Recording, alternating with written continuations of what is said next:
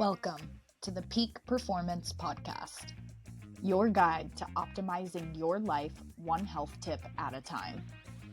This podcast is designed to entertain and inform, not to provide medical or health advice. Always consult your doctor when it comes to your personal health or before you make any changes to your diet, exercise, or lifestyle. Ladies and gentlemen, welcome to the Peak Performance Podcast. I'm Coach Kyle. And I'm Dr. K. Thank you guys for joining us today as we discuss toxins in our food, our clothes, our lives. We've already done an episode before on toxin-free living, which is kind of general overview. We talked about different toxin exposures in your home. Now we're going to get a little bit more specific by breaking down into each house in your room. And we're going to start with the kitchen. Kitchen. Hey, are we talking about food? Or are we talking about like cooking utensils, or what are we hitting first here? I want to point out this came out recently in the news, and it might not be all that recent by the time you guys actually hear this episode. But Consumer Reports has been on a tear over the last year or so, identifying toxins and carcinogens in as many different food products as possible. So good for them. I'm really happy that someone out there is actually doing this. And so the latest thing that came out is Banza chickpea pasta, that bright orange box. You're eating that because you want to go gluten-free. You don't want to eat all this garbage. You think it's healthy. Turns out it has extremely elevated levels of Roundup, or it's a generic name that I can never pronounce, glyphosate. Extremely elevated. And so the concern with that is it's actually in the chickpeas. It's in a lot of different hummuses. Banza, the brand, is so far the worst. I'm sure over the next couple of weeks, a study will come out saying, hey, these are the safe companies, these are the bad companies. Do you want to explain why Roundup is so bad? Yeah. I mean, there's a lot of reasons, but before I get to that, it's not surprising that we found this, right?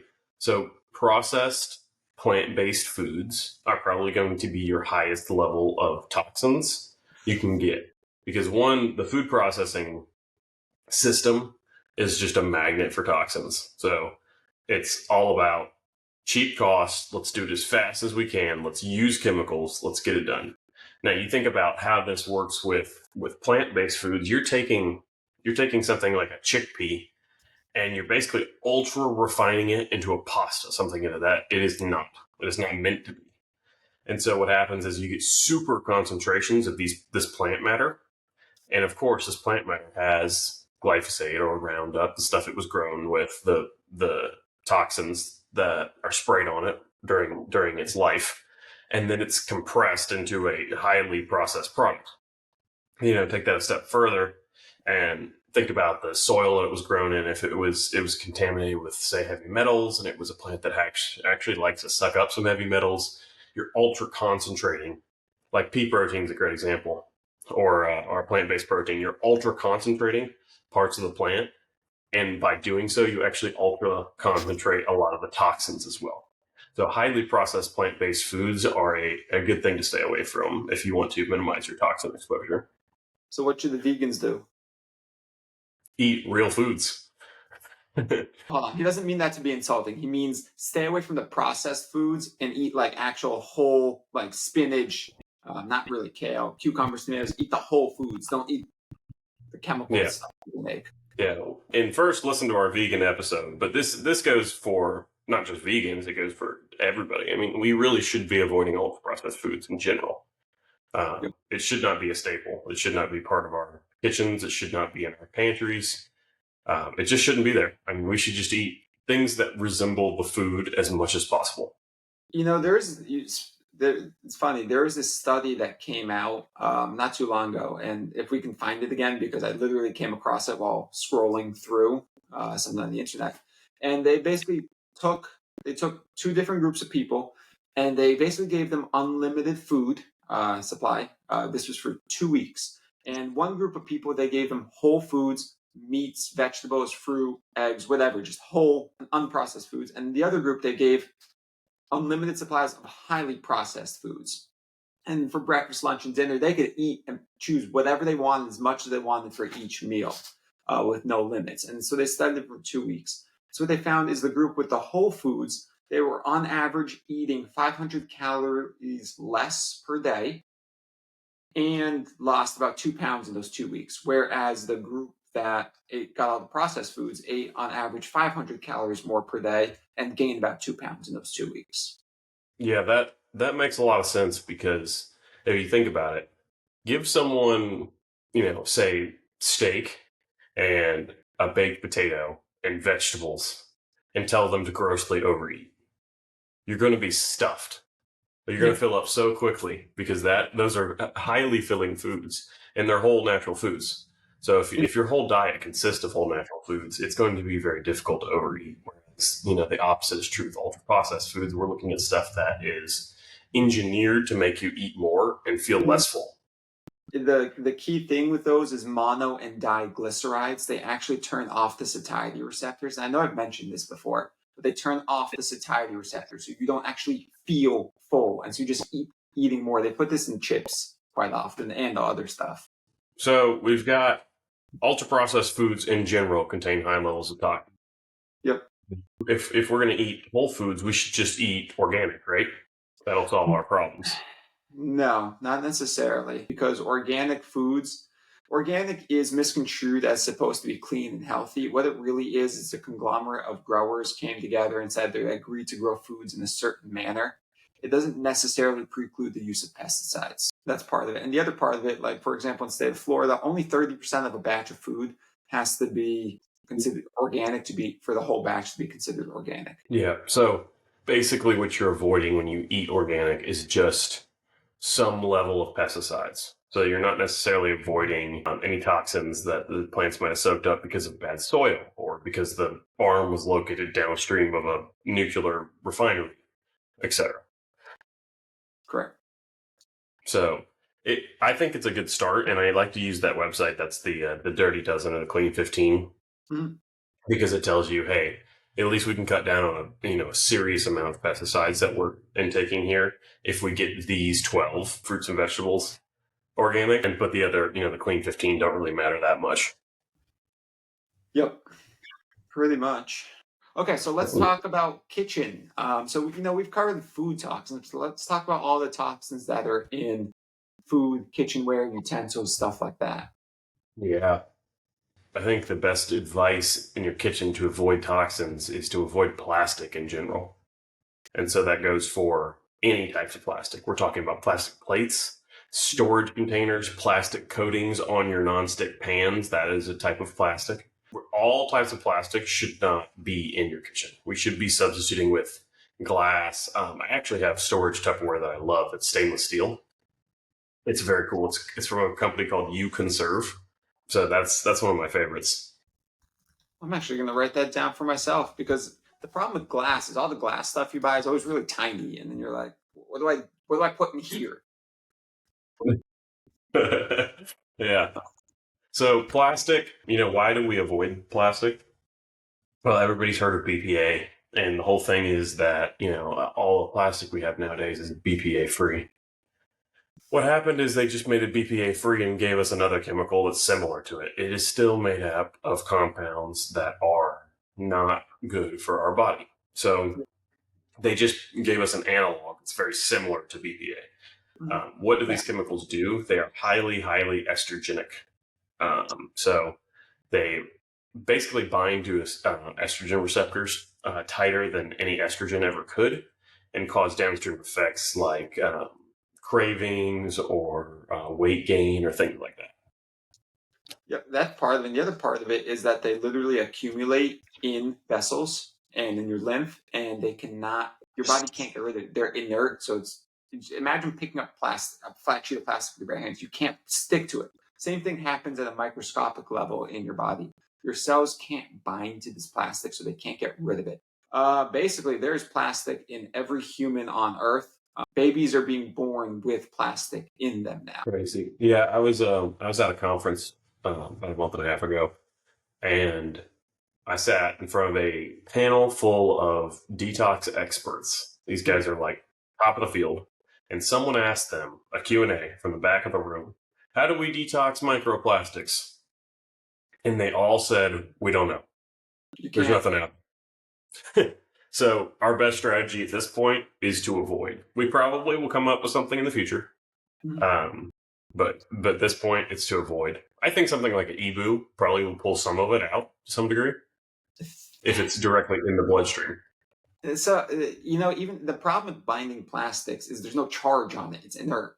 So EBU also works. It's a plant-based membrane. There's charge on the membrane, so it binds to things and things stick to it. So Yeah. that's a question for the future. But okay, besides plastic, non-stick cookware definitely falls under that as well. I know everyone out there that's listening, I probably have at least one non-stick pan floating around with a scratch on it. As soon as that stuff is scratched, it starts to fray from the edges and release that coating into your food. Yeah.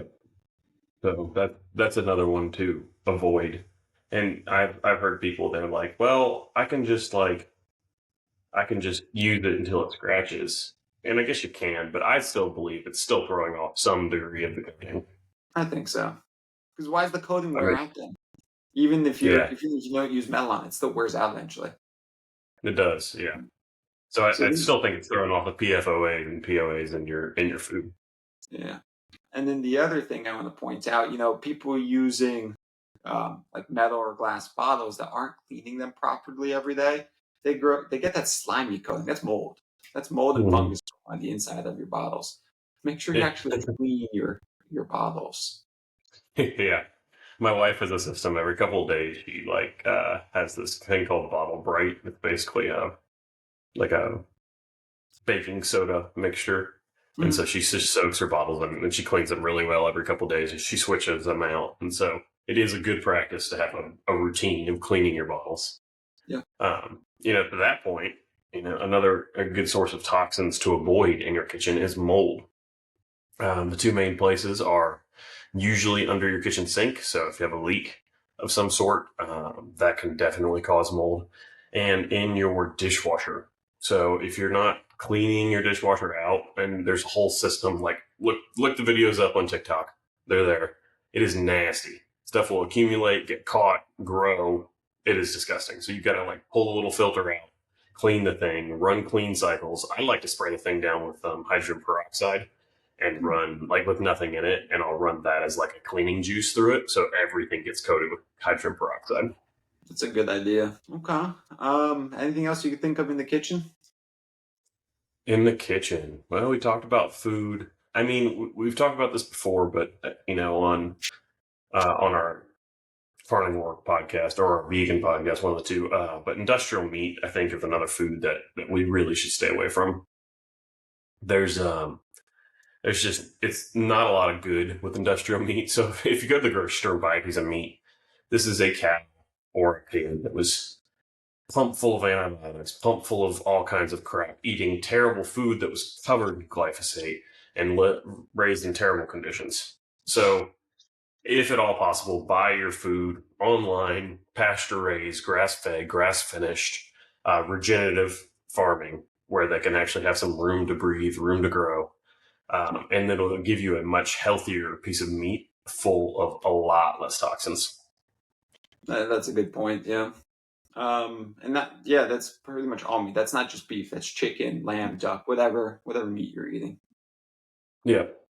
Yeah. They also have found that animals that are really, really close together now create this protein. It's called alpha G something. I forget the name. We'll put it in the show notes. I'll find it for you and put it in the show notes. But basically, these animals that are crowded together create this protein. It's a plaque. It's very inflammatory for humans. So literally, animals that are crowded together create unhealthy meat. It's just the conditions matter. Makes a lot of sense. Yeah. So that's all I can think of for kitchen. You got anything else for us? No, I'm pretty much tapped on kitchen. I'm sure more food things. Consumer Reports will probably rip on some more food by the time this episode comes out, but keep an eye on their website. Okay. We've covered the garage before. We've covered the garage pretty well. Let's move on to the closet. Closet. The closet. Well, obviously, it's mothballs. You tell me it's not plastic clothing? Yeah, it is plastic clothing. It's hard to avoid, though. You literally cannot buy 100% cotton clothes at the regular store anymore. Everything has at least 5% spandex in it. Yeah. So I mean, this goes back to the same reasoning why we want to avoid plastic in the kitchen, right? These little microparticles of plastic. If we're wearing them in our shirt and we move, it's throwing off particles of plastic. When we wash them, there's particles of plastic coming off into our water supply. Yep. That's not getting filtered out by the water treatment plant, etc.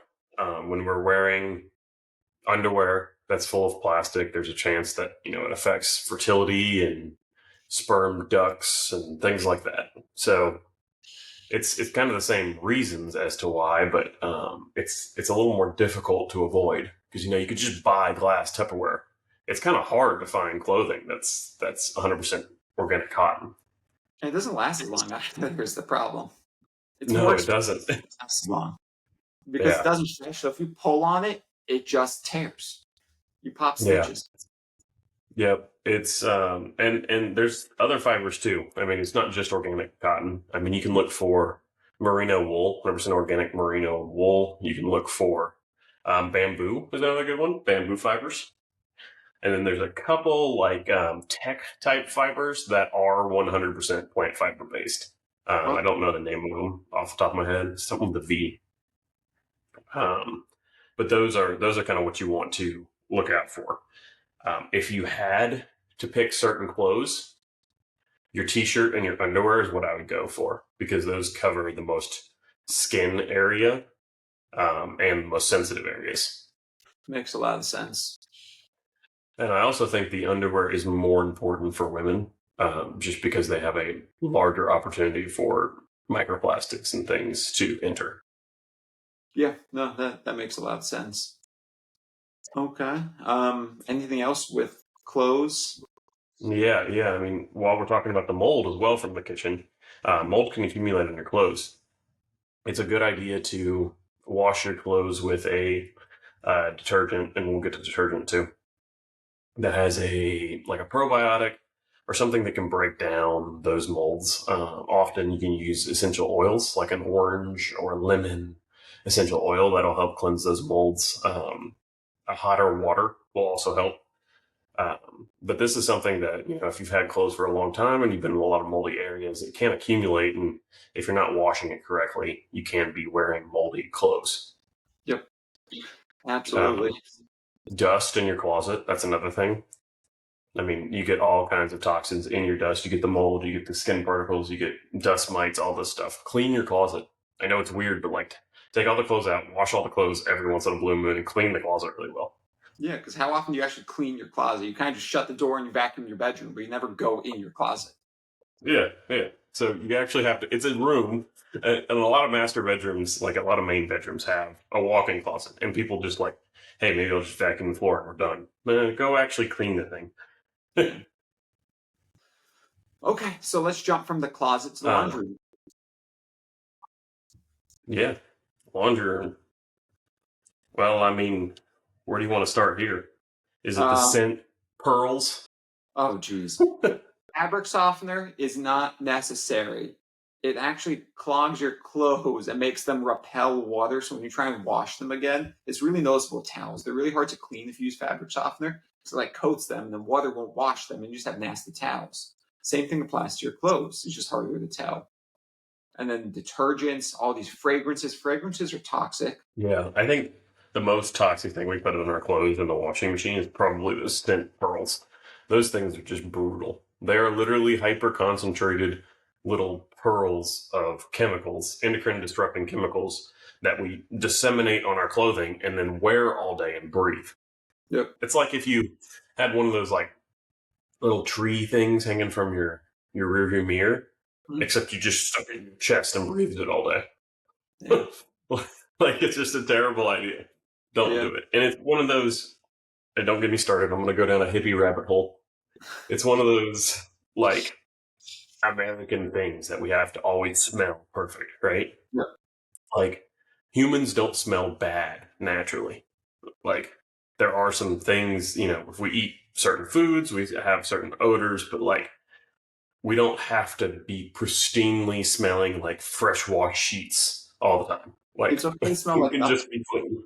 You can smell like nothing. That's okay. Yeah, that's okay. It's totally okay. So Those things I think are probably the worst.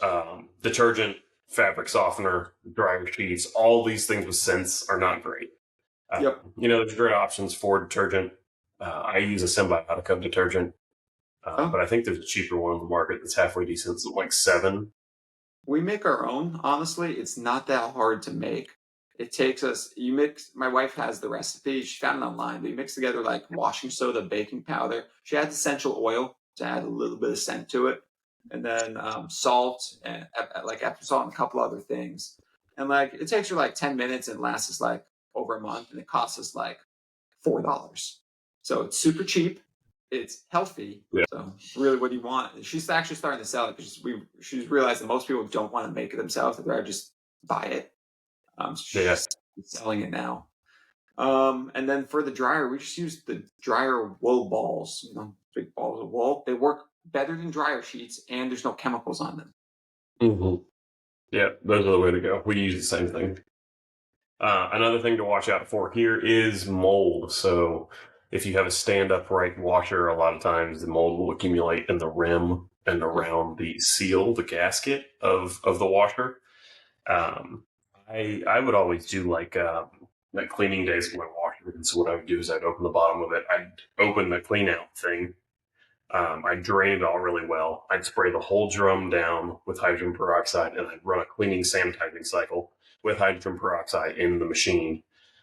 Run it all again, let it sit for a few minutes, and then I'd drain it again. And that would be my cleaning cycle.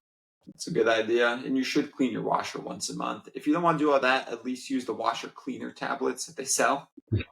They're pretty decent. Basically like a bigger Alka-Seltzer pill. Yeah. It's that bicarbonate. Yep. It makes sense. Okay. Okay. I think that's the laundry room. So we've covered the kitchen, the closet, the laundry room. We've covered the garage before. I think we've covered the bathroom before. Any other rooms in the house you could think of? I mean, there's the bedroom. You're just gonna say mold, right? Is my guess. Yeah, watch out for that. Well, I mean, when it comes to sheets and stuff, so bedding. That's a good point. I mean, bedding, we want to, again, focus on organic cotton. This is actually, believe it or not, much easier to find 100% cotton on bedding than it is clothing. So we don't want plastics, again, breathing those in all night. In terms of your mattress, you actually should replace it. How often is a debated thing, but if it's 10 years old, it's definitely time. Why? Because it accumulates. It accumulates skin. It accumulates air particles. It accumulates like little parts of you that fall off during your sleep. And if it does that for years, well, hold on. Can't you just use a waterproof mattress protector? That's what I do. You could. We gotta make sure your sheets are really well wrapped, because that thing's 100% plastic. Yes, it is. It's still to some degree. Have you ever seen a old mattress or felt it? Yeah, it's like lumpy and gross. They break down over time. Yeah, and it like stiffens up. It's like all the crap that's in it. Mm-hmm. So there is a limit. I don't think you need to change it every few years, but I think 10 is probably its time. That's probably the upper limit, yeah. Yeah. Another thing in the bedroom is your air quality is extremely important in your bedroom, because that's where you sleep. So if you spend 8 hours a night there, probably the place you spend the most time, besides maybe your office. So get a good air purifier. Get a good air purifier. What I do is I get one and I put it kind of like right next to my nightstand, so the out spout is just shooting me in the face. That way I have good clean air. I mean, this is coming from a guy that when I sent him a picture of a bed tent, he was on board with it. So just take what he said with a grain of salt. Not everyone wants a stream of air blowing right in their face, but yeah. Well, that's actually a good point. EMFs are another thing to watch out for. You don't really want to be sleeping right by an outlet if you can avoid it. There's things we could do to block it. You could throw some EMF blocking paint. You could throw a blanket, EMF blocking blanket over it. You don't want to set your phone next to your head on your nightstand on full signal Wi-Fi Bluetooth, so it's just blasting your head all night. What do you think about grounding sheets? I don't have them. I've heard great things that people love them. I think there could be some benefits to it because, you are shedding ions, but at the same time, like, I think if we're doing a good enough job grounding in our lives, I don't think it's 100% necessary. And a lot of the grounding products take it too far, and they go into like a pulsed electromagnetic frequency, and a lot of that disturbs sleep. Um, so it's a toss up for me. I think there is really good research in calming inflammatory markers, and it seems to be very good for athletes because of just because of the stress on their body. But everybody's all into it 100%, and it makes me a little wary, if you will. So probably haven't seen enough to be 100% sold. If you guys have some good solid research for the general public. I've seen a lot on athletes on how it affects performance, and that seems to be very clear. Okay. But if you have something for the general public, I'd love to see that. Yeah. If you guys out there see something, please send it to us, and we'll incorporate it into one of our posts so we can share it with the public. Okay.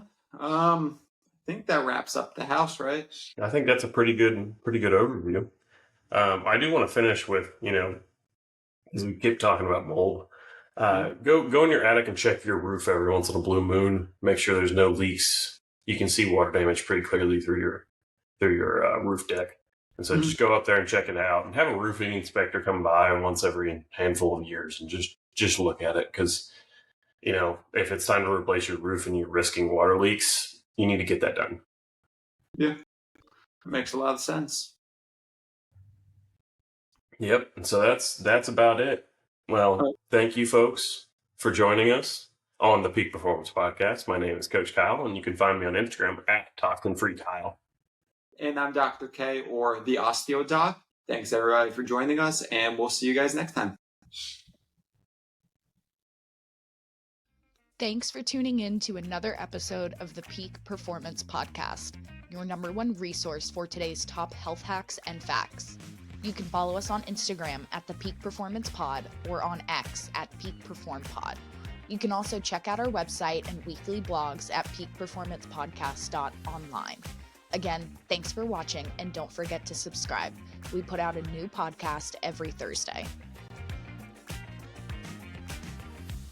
The content of this podcast is provided for informational purposes only and is not intended for the purposes of diagnosing, treating, curing, or preventing any disease. Before using any products referenced on the podcast, consult with your healthcare provider, carefully read all labels, and heed all directions and cautions that accompany the product. Information found or received through the podcast should not be used in place of a consultation or advice from a healthcare provider. If you suspect you have a medical problem, or should you have any healthcare questions, please promptly call or see your healthcare provider. This podcast, including Coach Kyle, Dr. K, and producers, disclaim responsibility for any possible adverse effects from the use of the information contained herein. Opinions of guests are their own, and this podcast does not endorse or accept responsibility for statements made by guests. This podcast does not make any representations or warranties about guest qualifications or credibility. This podcast may contain paid endorsements and advertisements for products or services.